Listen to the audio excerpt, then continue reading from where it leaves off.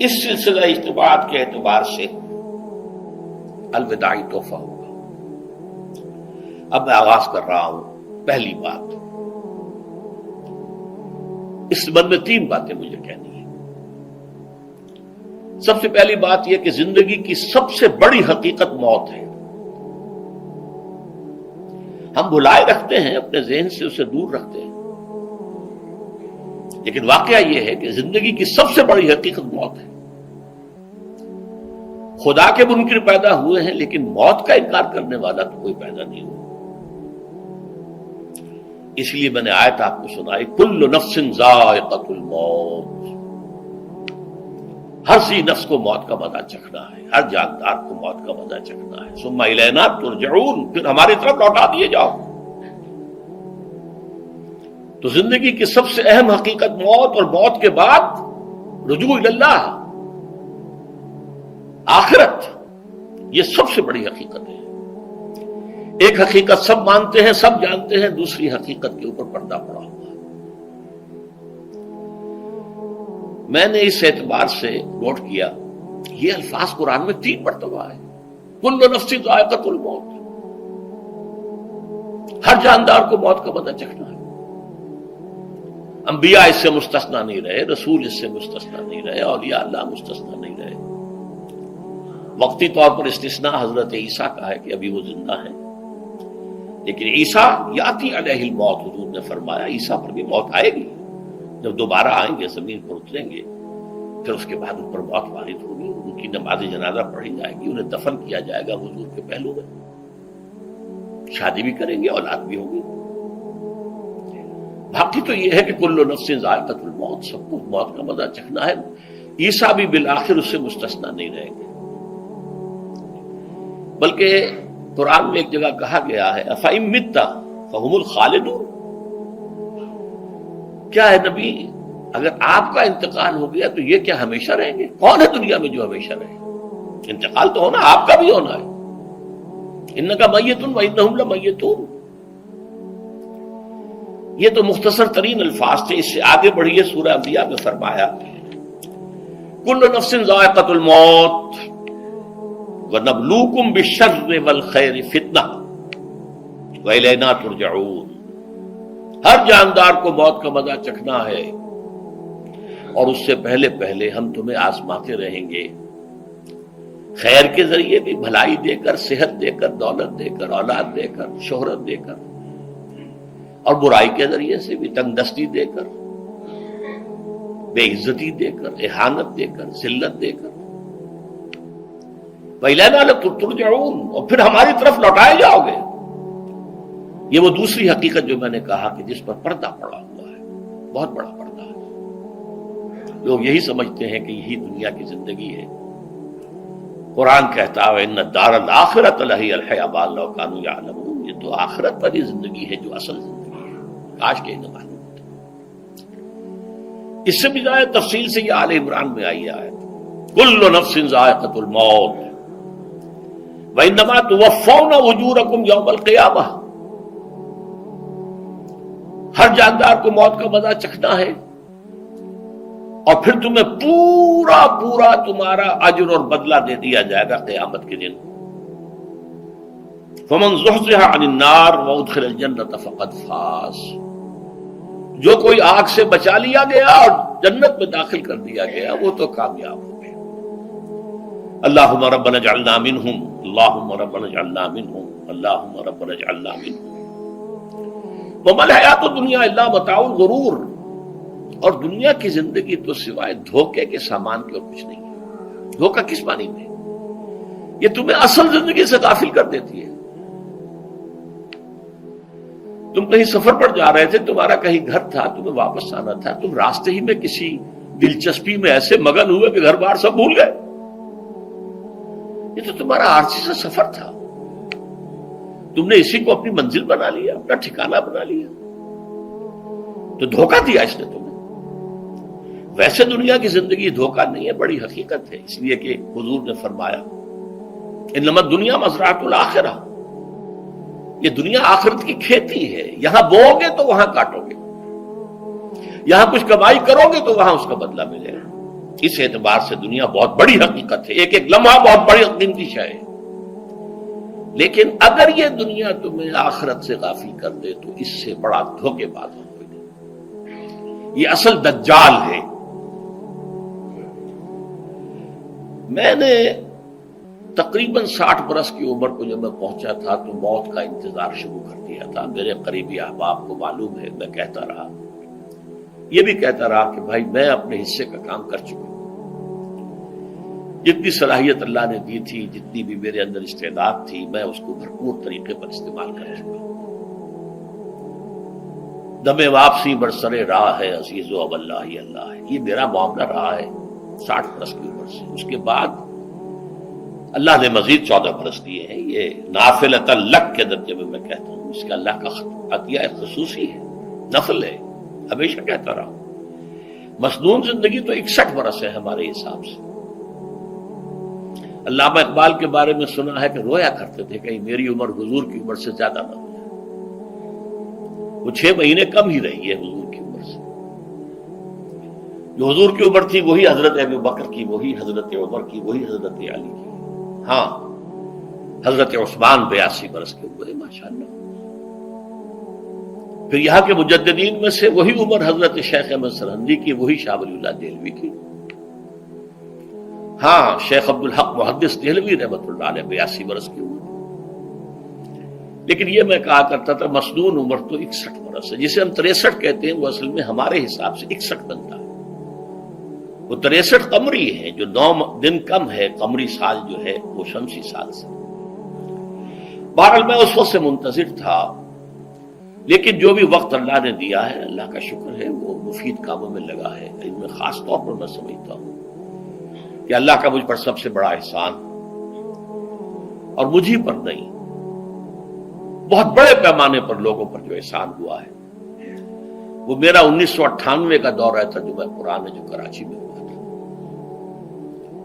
1998 کے مارچ میں میرا بڑا آپریشن ہوا، دونوں گھٹنے تبدیل کیے گئے، لیکن 98 کے آخر میں، حالانکہ میں چل نہیں سکتا تھا، کراچی میں مسجد جو ہے اونچی ہے، دوسری منزل پر ہے، تو خاص ریمپ بنایا گیا جس کے ذریعے میں ویل چیئر پر مجھے لے جایا جاتا تھا۔ میں نے درس دیا۔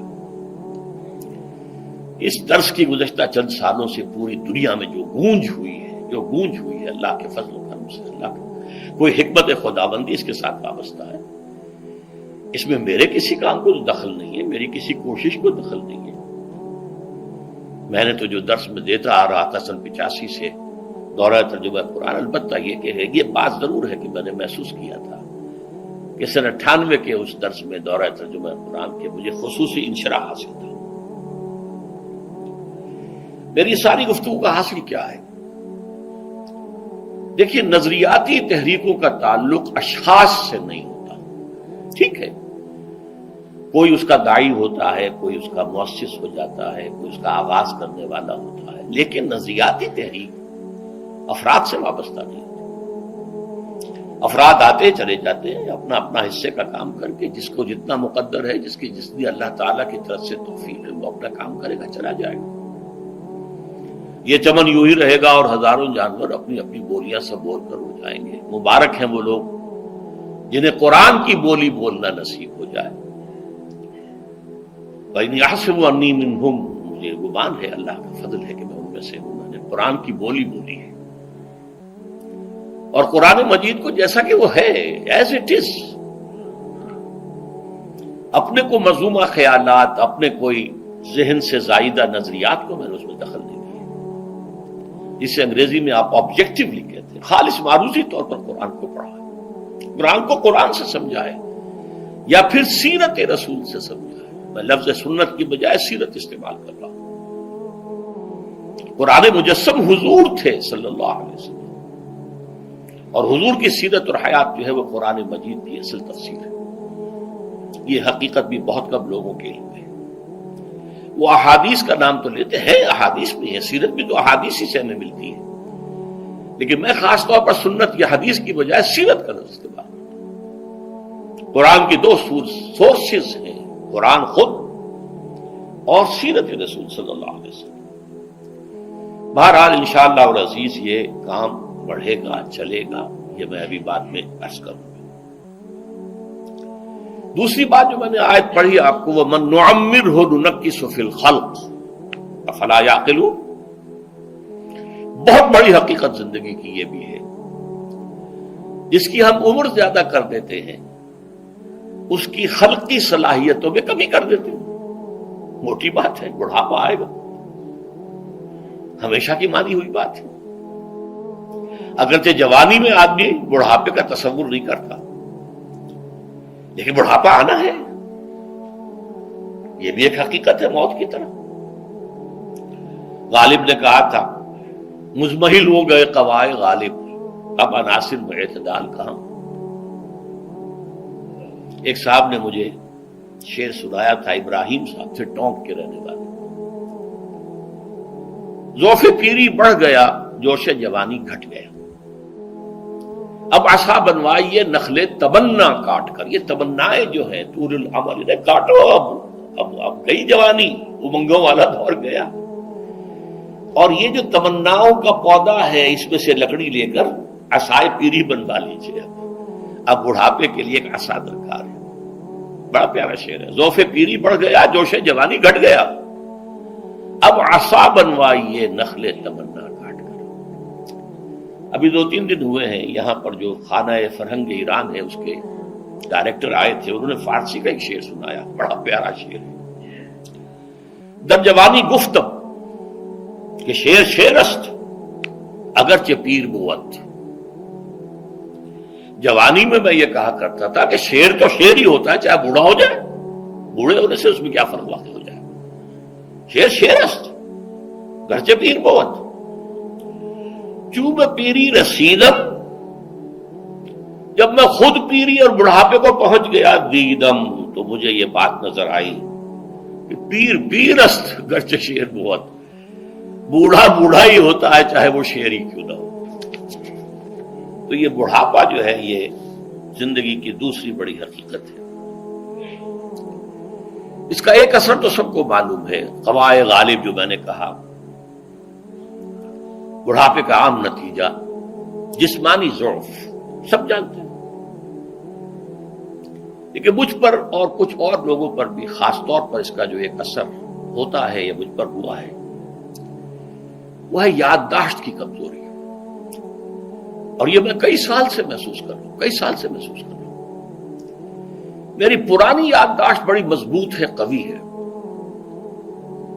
اس میں کہیں کوئی کمی نہیں ہے، لیکن ریسنٹ پاس کی چیزیں جو ہے، پچھلے 5-6 سال کے واقعات مجھے یاد نہیں رہتے، اشخاص سے ملا ہوں اور دیکھ کے پہچان لیتا ہوں، کئی بار ملاقات ہوئی ہے، نام یاد نہیں آتا، تاریخیں اور اشخاص کے نام کے اعتبار سے تو خاص طور پر کئی سال سے میری جو میموری ہے وہ امپیئرڈ ہے،